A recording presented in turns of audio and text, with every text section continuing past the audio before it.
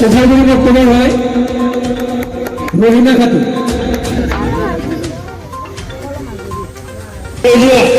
Quiz প্রতিযোগিতায় প্রথম স্থান দখল করেছেন তৈরবে গ্রুপ ই।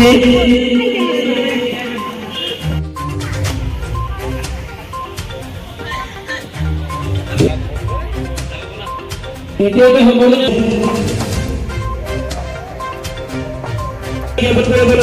আহ্বান জানাইছি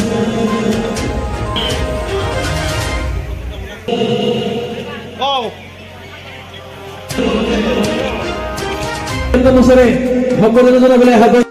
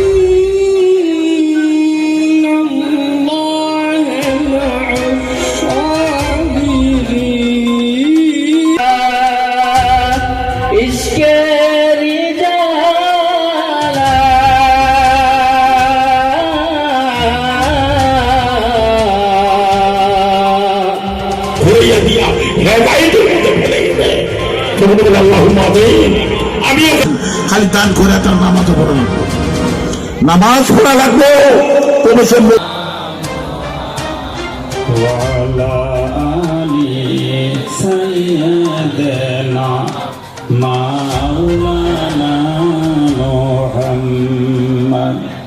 যেন বেজের বাগবাগানে মাশামাসি বসলো না সেই বাগানে মারলো পাথর তাই বাসি বুঝলো না। আল্লাহুম্মা সাল্লি আলা সাইয়্যিদিনা মাওলানা মুহাম্মদ ওয়া আলা আলিহি মাওলানা মুহাম্মদ। অল্পক্ষণ আমরা জিকির করি লা ইলাহা। কিছু কথা রাখছি, আমার কথা বলে খারাপ লাগছে না? আপনারা খারাপ পান নাই তো? খারাপ পান না?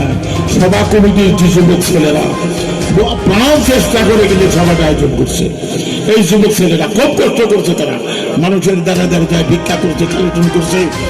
ওগুলো আমার এই জন্মে মসজিদর কারণে যে বিকাল ধর্মসভার আয়োজন করিলে কি কি কার্যসূচী রাখিলে, কেদিনে কার্যসূচী রাখিলে? আমি 9 বছর ধরেও এইবুলি আমি বগুলাবাড়ি আঞ্চলিক জামে মসজিদের মধ্যকল্পে 45তম বিকাল ধর্মসভার আয়োজন করেছিলো। আমি দুদিনীয়া কার্যসূচীরে আমি আজি অনুষ্ঠানটো আৰম্ভ কৰিছোঁ। যোৱাকালি আমাৰ 31 জানুৱাৰী 2023 তাৰিখ 2024 তাৰিখত আমাৰ খেল ধেমালি, বৃক্ষৰোপণ, তাৰপিছত গায়ক প্ৰতিযোগিতা, প্ৰতিযোগিতা, বিভিন্ন ধৰণৰ আমাৰ কাৰ্যসূচী আছিলে। সেইবোৰ মই আমি আহি আজি দ্বিতীয় দিন তথা অন্তিম কাৰ্যসূচীত আহি আমি উপস্থিত হৈছোঁহি। আজি আমাৰ অন্তিম কাৰ্যসূচীত আছে আমাৰ ধৰ্মসভা। আমি আজি অন্তিম কাৰ্যসূচীত আমাৰ ধৰ্মসভা চলি আছে।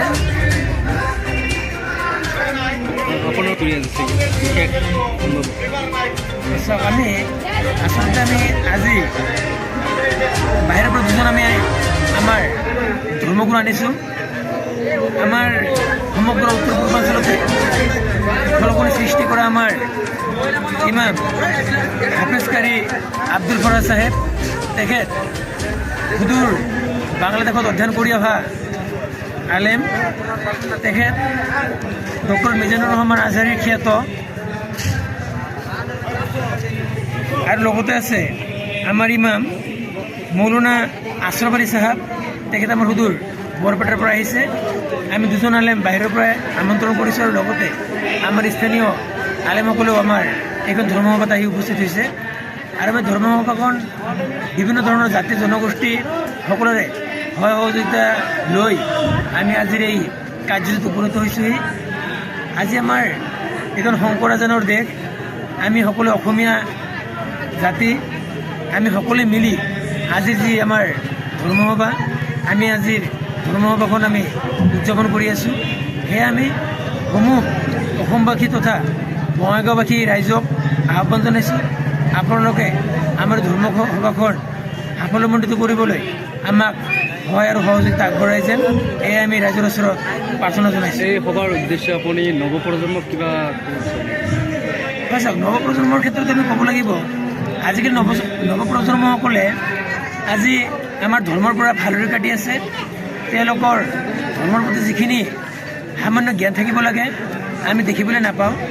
সেই মৰ্মে আমি প্ৰতি বছৰেই আমি বিভিন্ন ধৰণৰ জাতি জনগোষ্ঠীৰ আমি মানুহ লৈ আমি আমাৰ এই ধৰ্মসভাখন অনুষ্ঠিত কৰোঁ। সকলোৱে মিলা প্ৰীতিৰে আমি এইখন অঞ্চলত বসবাস কৰোঁ আৰু আমাৰ নৱপ্ৰজন্মসকলক আমি এই আহ্বান জনাম, আপোনালোকে আমাৰ যি ধৰ্মৰ জ্ঞান, সাধাৰণ জ্ঞান, এই সাধাৰণ জ্ঞানখিনি আহৰণ কৰিব লাগে আৰু ধাৰ্মিক শিক্ষাৰ লগে লগে তাৰ লগতে আমি ইয়াত আমি জেনেৰেল শিক্ষাৰো আমি তেওঁলোকৰ জ্ঞান দিবলৈ আমি অজস্ৰ চেষ্টা কৰি আছোঁ। তেওঁলোকে যেন আমাৰ ধাৰ্মিক শিক্ষাৰ লগে লগে তেওঁলোকে আমাৰ সাধাৰণ জেনেৰেল শিক্ষাৰ জ্ঞানখিনি ল'ব পাৰে।